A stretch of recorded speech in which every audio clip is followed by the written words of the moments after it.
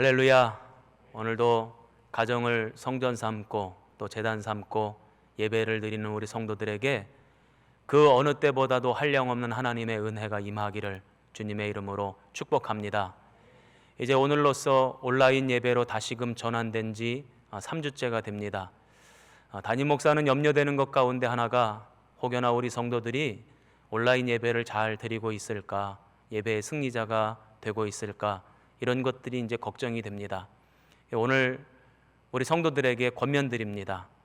우리의 마음이 분산되지 않도록 예배에 집중할 수 있도록 마음을 결단하시고 또 자세도 똑바로 세우시고 또 의복도 잘 갖춰 입으시고 그리고 오늘 예배가 주일날 성전에서 드리는 예배 못지않게 경건하고 아름다운 예배가 될 수 있도록 그렇게 협력해 주시기를 부탁을 드립니다. 자, 우리 옆에 계신 분들과 우리 인사할 텐데 혼자 예배 드리시는 분은 예배 드릴 수 있어서 감사합니다. 혼자 인사하시면 되겠고 우리 옆에 가족들이 있다면 이렇게 인사하시기 바랍니다. 함께 예배할 수 있어서 감사합니다 하고 인사하겠습니다. 함께 예배할 수 있어서 감사합니다. 아멘.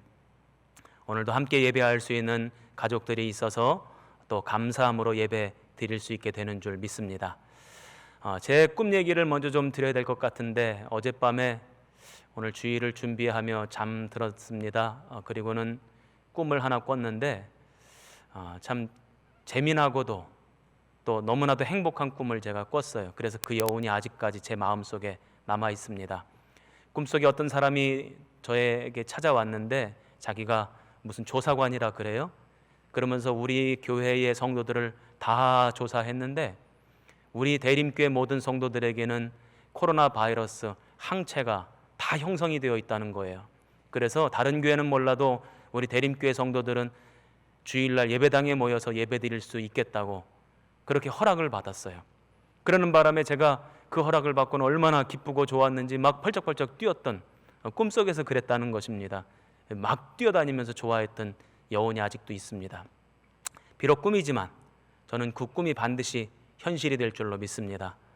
우리 성도들이 예배당에 나와서 뜨겁게 주님을 찬양하고 또 뜨겁게 기도하고 은혜 가운데 예배 드릴 날이 속히 오게 될 줄로 믿습니다. 그 믿음 가지고 이 어려운 때를 잘 이겨내시고 극복해 가시기를 주님의 이름으로 축복합니다. 지난 3주간 동안 우리 성도들과 함께 엘리야 선지자에 대해서 함께 은혜를 나누었습니다. 이제 앞으로는 2주 동안 엘리야 선지자의 그 영적 계승자인 엘리사 선지자에 대해서 살펴보고자 합니다. 성경에 보면 육신의 죽음을 맞이하지 아니하고 하나님께서 바로 불러가셔서 하늘로 들어올리셔서 그래서 하나님 곁에 돌아가게 된 사람이 2명이 등장합니다. 첫 번째는 에녹이라고 하는 사람이고 또 한 사람은 바로 엘리야입니다. 오늘 우리가 읽은 성경 본문 말씀은 그 엘리야가 마지막 하나님 앞에 들려져서 하늘로 올라가기 직전 그의 영적 계승자 엘리사와 대화를 나눈 장면입니다. 그리고는 엘리야의 영적 권능이 엘리사에게 계승되는 장면이 나오고 있습니다. 저는 오늘 이 말씀을 함께 살펴보면서 우리 성도들과 몇 가지 은혜를 나누고자 합니다. 먼저 첫 번째로 은혜가 되는 것은 이 엘리야의 동선입니다. 엘리야가 길갈에서부터 베델에서부터 여리고, 여리고에서부터 요단강으로 옮겨가게 됩니다. 그런데 그때마다 엘리야가 이렇게 고백을 합니다. 여호와께서 나를 베델로 보내시느니라. 여호와께서 나를 여리고로 보내시느니라. 여호와께서 나를 요단강으로 보내시느니라. 자기가 가고 싶어서 간 것이 아니라 내가 계획을 세워서 간 것이 아니라 하나님이 인도하시니까 갔다는 거예요. 하나님이 보내셔서 갔다는 것입니다. 엘리야의 삶 속에 하나님의 능력, 성령의 능력이 강하게 나타난 이유가 뭘까? 저는 그 이유가 여기에 있다고 생각합니다. 내가 살고 싶은 삶의 방향을 따라서 살아간 것이 아니라 하나님이 인도하시는 대로, 하나님이 보내시는 대로 그렇게 나아가고 살아갔다는 것입니다. 그랬더니 그곳에 바로 하나님의 권능이 나타났다는 것이죠. 우리들도 마찬가지입니다. 우리 성도들의 인생 가운데 하나님의 능력이 나타나기 바랍니다. 성령의 권능이 임하기를 바랍니다. 그러려면 너무나도 분명하고 명확한 것은 하나님이 인도하시는 대로 나아가라. 한번 따라해 보시기 바랍니다. 하나님께서 인도하시는 대로 나아가라. 하나님께서 인도하시는 대로 나아가면 바로 그곳에 하나님의 능력이 있고 하나님의 권능이 나타나는 것이죠. 우리 성도들에게 그러한 은혜가 임하기를 주님의 이름으로 축복합니다. 그 엘리야 선지자가 길갈에서 베델에서 여리고에서 요단강으로 옮겨가면서 그 제자 엘리사에게 이렇게 이야기합니다. 너는 나를 따라오지 말고 너 가고 싶은 대로 가라. 그냥 여기 머물러라. 그렇게 권면을 합니다. 그럼에도 불구하고 엘리사는 끝까지 스승을 따라갑니다. 그리고는 마지막 장소였던 요단강까지 가게 됩니다. 그 요단강에서 엘리야 선지자는 자신의 제자 엘리사에게 이렇게 묻습니다. 마지막으로 내가 너에게 무엇을 해주랴? 그랬더니 엘리사는 그 유명한 말을 합니다. 우리가 다 잘 알고 있는 요청을 그의 스승에게 합니다. 그것이 바로 열왕기하 2장 9절에 나오고 있습니다. 저와 같이 함께 읽겠습니다. 당신의 성령이 하시는 역사가 갑절이나 내게 있게 하소서. 아멘. 엘리사가 생각하기에 엘리야 선지자를 통해서 일어나는 그 모든 기적과 역사는 성령의 역사였다는 것이죠. 그 성령의 역사를 엘리야 선생님을 통해서 하나님이 행하신 것이죠. 그런데 그 엘리야 선생님을 통해서 행하신 그 성령의 능력, 그 역사가 나에게 갑절이나 있었으면 좋겠습니다. 그렇게 되기를 소망합니다. 하고 선생님에게 요청을 하고 있습니다. 이에 대해서 엘리야는 이렇게 이야기를 합니다. 네가 구하는 이 일은 어려운 일이다. 어려운 일을 네가 구하고 있구나. 이렇게 대답을 합니다. 엘리야는 왜 어렵다고 대답했을까요? 왜냐하면 이 일은 엘리야의 권한에 속한 문제가 아니라 하나님의 권한이기 때문입니다. 성령의 능력이 나타나는 것은 사람의 능력이 아니고 사람의 소관이 아니라 하나님의 소관이고 하나님의 능력이죠. 그럼에도 불구하고 엘리야는 아니라 하지 않습니다. 내가 할 수 없다. 그거는 불가능한 일이다. 이렇게 말하지 않아요. 왜냐하면 하나님이 계획하시면 되는 거고 하나님이 뜻하시면 이루어지기 때문에 얼마든지 가능하기 때문에 그 믿음이 있었기 때문에 엘리야 선지자는 아니라 하지 않았습니다. 오히려 그 반대로 믿음의 말을 하고 있었던 것이죠. 저는 우리 성도들에게도 이 지점이 매우 중요하다고 생각합니다. 우리는 부족해서 우리는 모자라서 제대로 하나님의 일을 감당하지 못한다 할지라도 그 일을 감당할 수 있도록 하나님이 능력 주시면 하나님이 권능을 허락하시면 그 일이 될 줄로 믿습니다. 그래서 우리의 입술에서는 나의 연약한 모습을 보고 말하는 것이 아니라 우리 하나님의 능력을 의지하여 믿음의 말을 하는 것이죠. 오늘 엘리야가 그렇게 이야기를 합니다. 열왕기하 2장 10절입니다. 나를 내게서 데려가시는 것을 내가 보면 그 일이 내게 이루어지려니와. 아멘. 우리가 기억해야 될 것이 있습니다. 우리가 하나님 앞에서 말하는 것 하나님께서 다 듣고 계신다는 것입니다. 그래서 우리가 믿음의 말을 해야 된다는 것이죠. 나는 부족하고 나는 모자라고 나는 할 수가 없습니다. 그럼에도 불구하고 우리 하나님은 능력이 있으시기 때문에 행하실 수 있습니다. 이렇게 믿음으로 고백하며 우리의 입술을 열어서 믿음의 말을 할 때 하나님께서는 그 말을 들으시고 그대로 역사하실 줄로 믿습니다. 엘리야가 지금 그랬다는 거예요. 그랬더니 그 엘리야의 말대로 엘리야의 믿음의 고백대로 엘리사가 엘리야의 마지막과 함께 했고 엘리사는 그 엘리야의 마지막을 보았고 그리고는 엘리야의 믿음의 말처럼 성령의 능력을 갑절이나 얻게 되었다 하는 것입니다. 오늘 이 말씀을 통해서 저는 몇 가지 함께 은혜를 나누고자 합니다. 먼저 갑절의 영감을 얻기를 원했던 엘리사, 이 사람은 욕심꾸러기인가? 교만한 사람이어서 이런 요구를 했는가? 이 질문에 대한 답을 먼저 해봐야 될 필요가 있습니다. 이 질문에 답을 하려면 갑절의 의미를 살펴볼 필요가 있는데요. 우리는 이 말씀을 읽으면서 이렇게 생각을 합니다. 엘리사가 스승이었던 엘리야보다 갑절의 능력 행하기를 원했구나. 스승보다 뛰어난 삶을 살기를 원했구나. 스승보다 더 권능 있는 인생 살기를 원했구나. 이렇게 이해를 하고 그렇게 말씀을 해석합니다. 그러나 여기에서 말하는 갑절이라고 하는 의미는 그런 의미가 아닙니다. 구약 시대에는 유산을 상속받는 제도가 있었죠. 그래서 자식들이 부모의 아버지의 유산을 물려받게 되어 있습니다. 그런데 그것도 다 원리가 있어요. 아들이 여러 명 있다 할지라도 장자에게는 다른 아들보다 2배를 주게끔 되어져 있는 것입니다. 그래서 예를 들어 아들이 3명이 있다고 한번 생각해 보십시오. 그때에 아버지의 유산을 물려받는 방식은 먼저 아버지의 재산을 4등분으로 나누고 하나씩 나머지 아들들에게 주고 장자에게는 2개를 주는 것입니다. 이것이 구약시대의 유산을 물려받는 상속의 원리입니다. 그래서 다른 아들들보다 장자가 갑절을 받게 되는 것이죠. 바로 엘리사가 갑절을 받기를 원합니다라고 했을 때 이 갑절은 바로 이런 상속 원리에 입각해서 한 말입니다. 그러므로 엘리사가 말한 갑절이라고 하는 표현은 스승보다 뛰어나고 싶습니다 이런 얘기가 아니라 오히려 이 말은 엘리야 선생님의 영적인 장자가 되기를 원합니다. 엘리야 선생님의 수제자가 되기를 원합니다. 당신의 영적 권능을 그대로 물려받기를 원합니다 하는 그런 뜻이 담겨져 있는 것입니다. 그렇다면 이 엘리사는 왜 이렇게 이야기를 하는 것인가? 다시 한번 말씀드리지만 교만해서인가? 아니면 다른 제자들보다 더 뛰어나고 싶은 욕심 때문인가?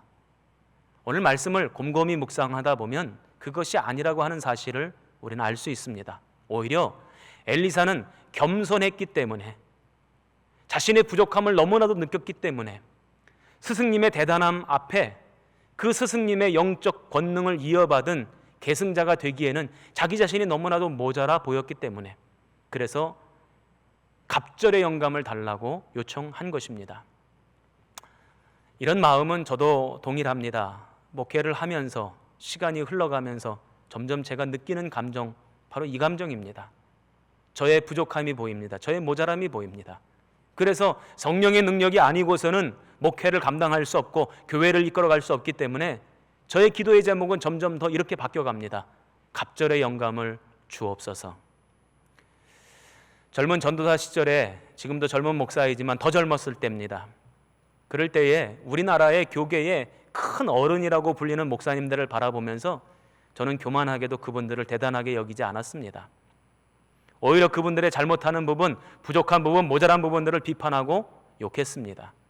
그런데 시간이 많이 흐르고 제가 이제 목회를 하면서 느끼는 것은 과연 그분들의 발 뒤꿈치나 따라갈 수 있을까? 그런 생각이 들었습니다. 얼마 전에 저 금난교회 김홍도 목사님이 소천하셨다는 소식을 뉴스 기사로 접하게 되었습니다. 대단하신 분이죠. 어마어마한 분입니다. 영적인 거장이시죠. 근데 그분이 한참 목회할 때 저는 젊은 전도사였는데 그분을 그렇게 높게 평가하지 않았던 것 같아요. 그런데 요즘 들어 그런 생각이 듭니다.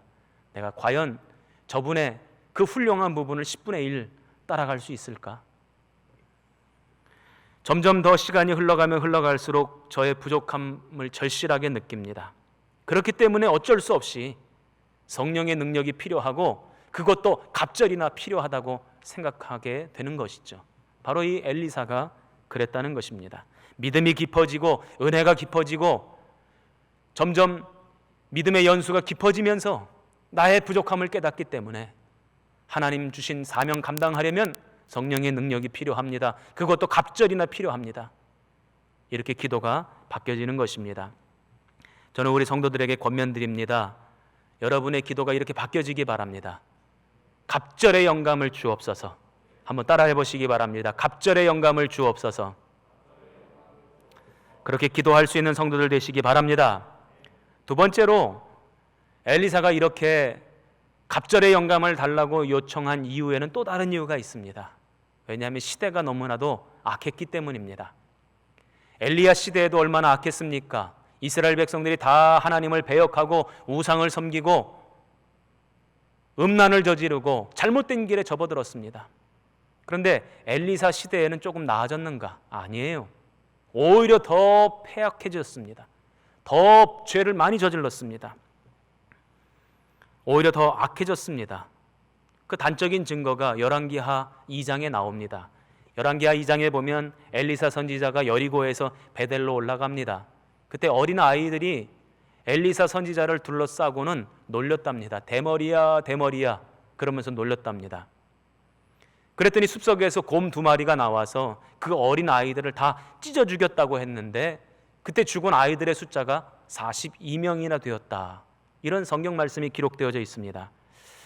저는 이 말씀을 보면서 말씀이 이해가 되지도 않고 너무나도 무서운 마음을 갖게 되었습니다. 도대체 이 말씀의 뜻이 무엇일까? 말씀을 자세하게 살펴보니까 작은 아이들이라고 하는 말을 히브리어로 살펴보니 우리가 생각하는 것처럼 그런 꼬맹이들이 아닙니다. 뭔 모르는 그런 어린 아이들이 아니라 이미 성인식을 거치고 어른의 반열에 들어선 청년, 청소년기 아이들, 그래서 세상 분별을 할 줄 아는 아이들, 그런 아이들을 지칭하는 말이었습니다. 또 게다가 42명의 아이들이 죽었다고 되어져 있으니까 엘리사를 둘러싸고 놀렸던 아이들이 아마 42명보다 더 많았을 거라고 생각이 됩니다. 그러니까 어마어마하게 많은 아이들이 엘리사를 둘러싸고는 대머리야 대머리야 하고 놀렸다는 것입니다. 이것은 단순히 외모를 비하한 것에 그치는 것이 아니죠. 하나님의 종, 하나님께서 세운 사람, 그 사람을 조롱하고 우습게 여기는 그런 풍토와 정서가 그 당시 시대상이었다는 것입니다. 그런 마음, 그런 생각들이 만연해 있었다라고 하는 것을 단적으로 보여주는 그런 사건입니다. 바로 엘리사 시대는 그런 시대였습니다. 하나님의 종을 우습게 여기는 시대. 그러다 보니 더더욱 영적 권능이 필요했던 것입니다. 지난주에 저는 우리 성도들에게 한 교회의 지도자로서 사과의 말씀을 드렸습니다. 오늘날 교회가 조롱받고 업신여김 당하고 또 비난의 대상이 되고 있는 것은 우리 모두에게 다 책임이 있겠지만 그래도 저와 같은 교회의 지도자들에게 가장 큰 책임이 있습니다. 그래서 다시 한번 여러분들에게 사과의 말씀을 드립니다. 목회자가 목회자답지 않고 영적인 지도자가 영적인 지도자답지 않기 때문에 오늘날 이런 일이 벌어지게 된 것입니다. 그럼에도 불구하고 그런 이유만 있어서인가? 아닙니다. 오늘날 시대가 너무나도 악하기 때문입니다. 영적인 것을 귀하게 여기지 않기 때문입니다.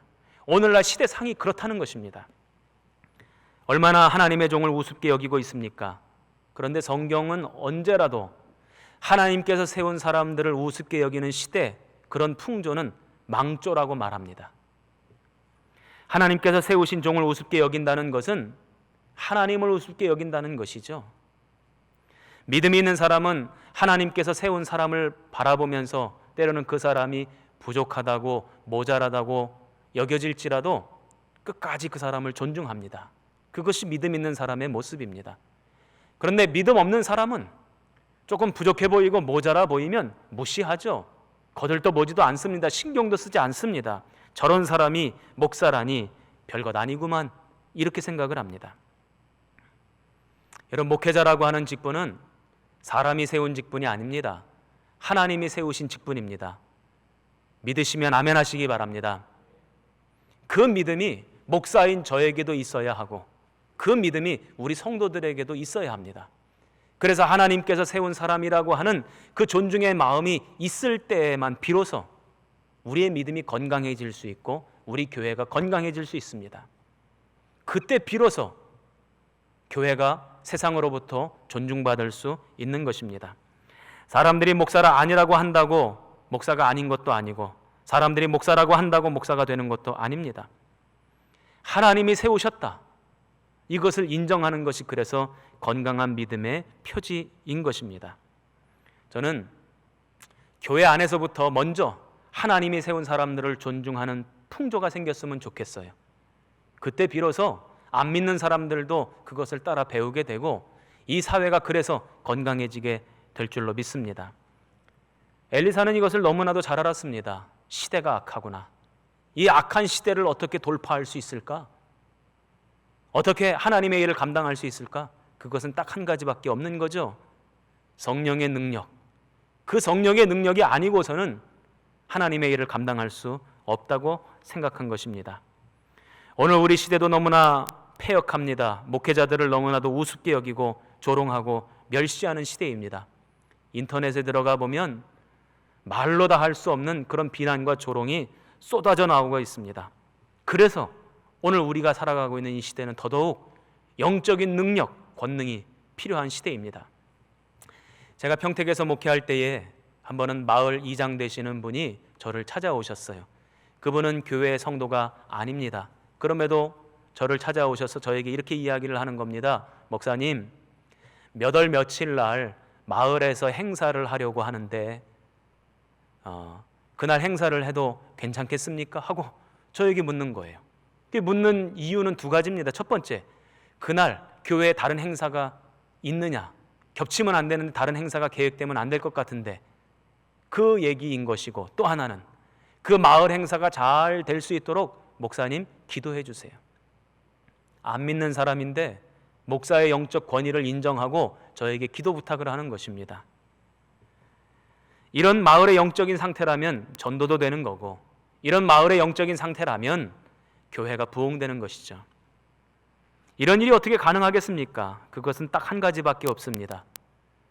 그들에게 우리의 삶을 통하여 성령의 능력이 나타날 때, 성령의 권능이 드러날 때, 그때 비로소 이런 존중받는 역사가 일어나는 것이죠. 우리 성도들 가운데에 믿지 않는 남편 때문에 어려움 당하시는 분들이 있을 줄 압니다. 근데 여러분들을 통해서 성령의 능력이 나타나면, 그러면 여러분의 남편이 여러분을 존중할 것입니다.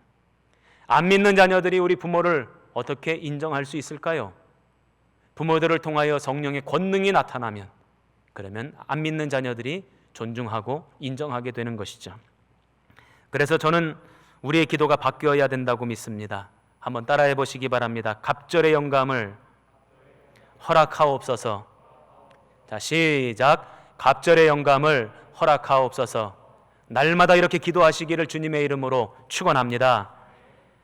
그렇다면 엘리사가 엘리야의 영적인 계승자가 될 수 있었던 이유는 무엇일까? 세 가지 이유를 말씀드리고 싶습니다. 첫 번째, 끝까지 겸손했기 때문입니다. 마지막 최후 승리자는 누가 되는지 아십니까?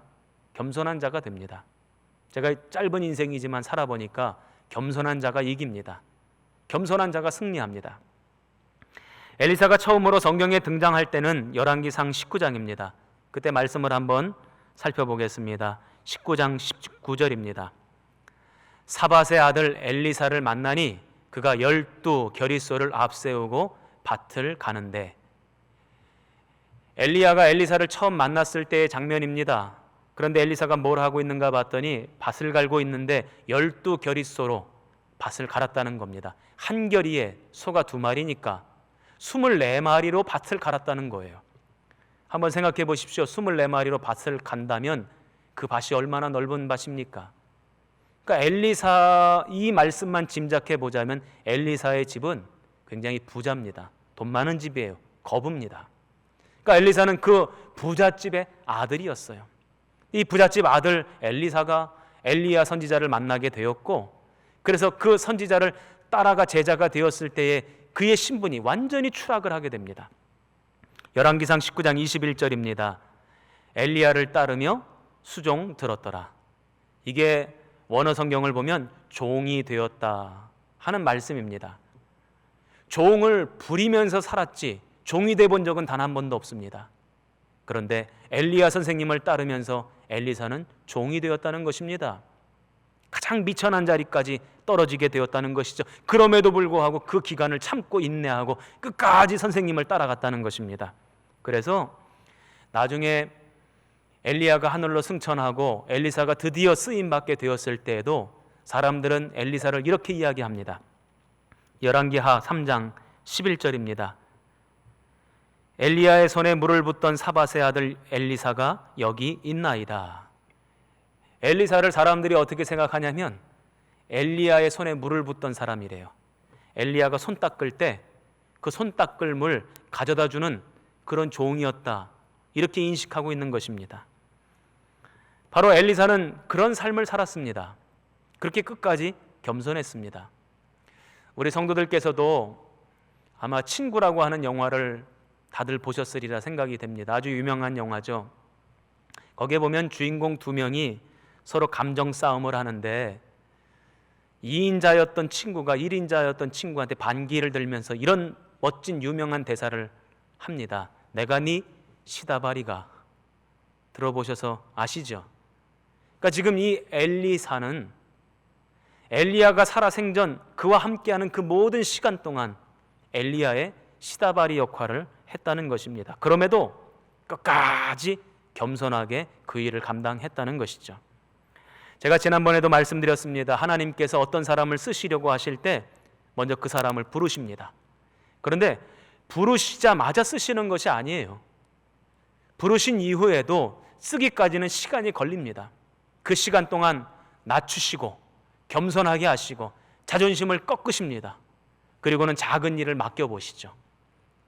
그 작은 일을 어떻게 감당하느냐, 그것을 보신 후에 잘 감당하면 그제서 큰 일을 맡기시는 분이 우리 하나님이십니다. 그 사람들은 하나님 앞에서 놀랍게 쓰임받기를 원합니다. 우리 성도들에게 여쭤볼 테니까 한번 대답해 보십시오. 여러분들도 하나님 앞에 놀랍게 쓰임받기를 원하십니까? 아멘. 그래서 하나님께서 놀랍게 쓰시려고 낮추시는 시간을 허락하실 때, 그런데 대부분의 사람들이 그 시간을 견디지를 못해요. 인내하지 못하고 도망가 버립니다. 저는 제가 맡은 사명 가운데 하나가 우리 교회를 향한 하나님의 은혜를 나누는 것, 목회하는 것도 제 사명이기도 하지만 교단을 세워가고 또 후배 목사님들을 양성하는 것 또한 저의 사명이기도 합니다. 근데 요즘 염려되는 것이 하나가 있어요.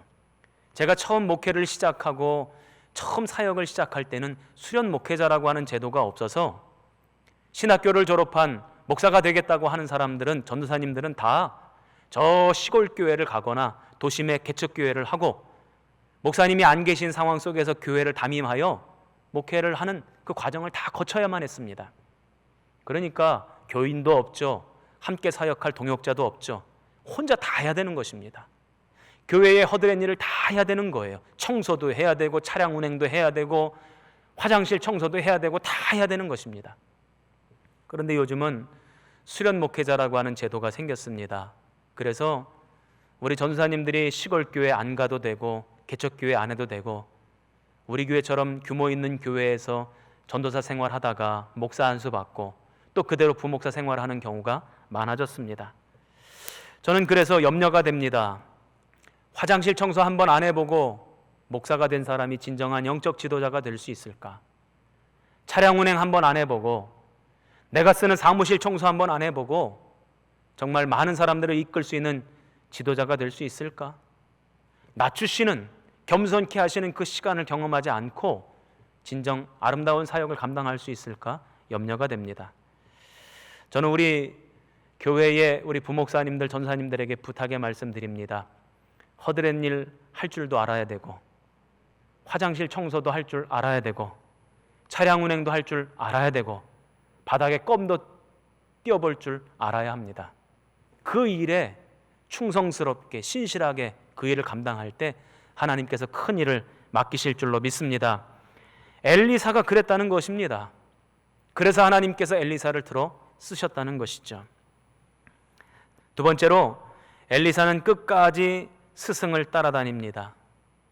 엘리야가 길갈에서 베델로, 베델에서 여리고로, 여리고에서 요단강으로 가는 내내 그 스승의 길을 쫓아갑니다. 틈을 두지 않고 바짝 붙어서 쫓아갑니다. 각 지역마다 엘리야 선지자의 제자들이 있었던 것 같아요. 근데 그 제자들이 이렇게 이야기를 합니다. 엘리사요, 하나님께서 오늘 우리 스승님 엘리야를 데려가시는 거 너 알고 있느냐? 여러 번 제자들이 이 사실을 묻습니다. 그때 엘리사 선지자가 이렇게 대답합니다. 조용히 해. 나도 다 알고 있어. 저는 이 대화를 유심히 묵상하면서 이 말씀이 진짜로 그런 뜻인지 아닌지는 아직 결론을 얻지는 못했지만 그런 느낌이 들었어요. 이제 선생님 시대는 다 끝났다. 오늘 선생님 마지막 날인데 뭘 그렇게 선생님을 쫓아다니니? 선생님 시대는 다 끝났어. 이제 영향력은 더 이상 없어. 더 더 이상 기적이 나타날 것도 없어. 그런데 뭘 구하겠다고 선생님을 그렇게 쫓아다녀? 이렇게 묻는 것 같았습니다. 우리 옛말에 이런 말이 있습니다. 정승집 개가 죽으면 문상을 가도 정승이 죽으면 문상 안 간다. 지금 다른 제자들의 태도가 그런 느낌이었습니다. 그럼에도 불구하고 엘리사는 끝까지 쫓아갑니다. 오늘 우리가 읽은 본문 말씀 첫 번째로 나오는 구절에도 이런 말씀이 있습니다. 왕하 2장 7절입니다. 멀리 서서 바라보매 그 두 사람이 요단가에 서 있더니, 엘리야와 엘리사가 요단 강가에 서 있는데 나머지 제자들은 멀리 서서 어떻게 되나 하고 구경이나 하고 있었다는 것입니다. 오직 엘리사만 끝까지 스승을 따라갔고 끝까지 마지막까지 함께 했다는 것이죠. 저는 이것을 이렇게 표현하고 싶습니다. 영적인 의리. 한번 따라해 보세요. 영적인 의리. 그런데 이것이 믿음이더라고요. 끝까지 영적인 의리를 지키는 것, 이것이 믿음이에요. 하나님에 대한 영적인 의리를 지키는 것, 예수님에게 영적 의리를 지키는 것, 교회의 영적 의리를 지키는 것, 이 앞에 있는 담임 목사에게 영적인 의리를 지키는 것, 그게 바로 믿음이더라고요. 저는 우리 성도들이 교회를 나오지 못하기 때문에 교회와 거리가 멀어져서 마음도 멀어지지 않을까, 또 주님과의 거리도 멀어지지 않을까, 그런 염려가 됩니다. 이럴 때일수록 영적 의리를 지키시기 바랍니다. 세상은 다른 사람들과 간격을 띄우라고 말합니다. 사회적 거리를 두라고 이야기합니다. 여러분들에게 부탁드립니다. 그렇게 하십시오. 그러나 반대로 한 가지 더 말씀드리고 싶습니다. 주님과의 간격은 띄우지 마십시오. 주님과는 바짝 붙어 있으십시오. 주님과 간격이 떨어지면 반드시 그 틈을 누가 비집고 들어오는지 아십니까? 사단 마귀가 비집고 들어와서 역사합니다. 주님과는 간격을 두지 마시고 바짝 붙어 있으십시오. 교회와도 바짝 붙어 있으십시오. 여기 있는 담임 목사와도 바짝 붙어 있으십시오. 그리고 영적 의리를 지켜 주님의 능력을 힘입는 우리 성도들 되시기를 주님의 이름으로 축원합니다. 세 번째로 엘리야가 엘리사의 영적 계승자가 될 수 있었던 것은 하나님을 찾았기 때문입니다. 오늘 우리가 읽은 말씀을 보니까 회오리 바람과 같은 성령의 역사로 엘리야가 하늘로 들려올림 받았고, 그리고 그가 입고 있었던 겉옷이 땅에 떨어지니 엘리사가 그 겉옷을 붙잡고 그 겉옷으로 요단강을 치니 요단 강가가 갈라졌다는 거예요. 사람들은 그 겉옷에 능력이 있다고 생각하고 그 겉옷에 주목을 합니다. 겉옷에 능력이 있었습니까? 그렇지 않죠. 겉옷은 도구일 뿐이고 능력은 하나님께 있는 것입니다. 모세의 지팡이가 능력이 있었습니까?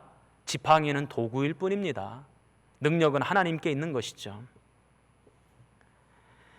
엘리야와 함께 하셨던 하나님이 오늘 엘리사와도 함께 하시고 엘리야에게 베푸셨던 능력을 엘리사에게도 베푸셨다는 것입니다. 이것이 중요한 것이죠. 그런데 하나님께서는 왜 그렇게 하셨는가? 그 답이 14절에 나옵니다.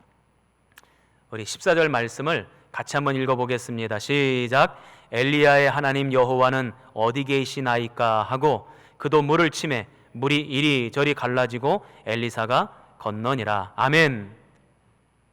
엘리사가 하나님을 찾았어요. 엘리야의 하나님 어디 계십니까? 그 하나님 오늘 나의 하나님이 되어주시기 바랍니다 하고 하나님을 찾았더니 그 부르짖음에 하나님이 응답하셨다 하는 것입니다. 그래서 엘리야의 하나님이 오늘 엘리사의 하나님이 되어주신 것입니다. 이 장면을 통해서 명실상부하게 엘리야의 영적 계승자가 되는 것입니다.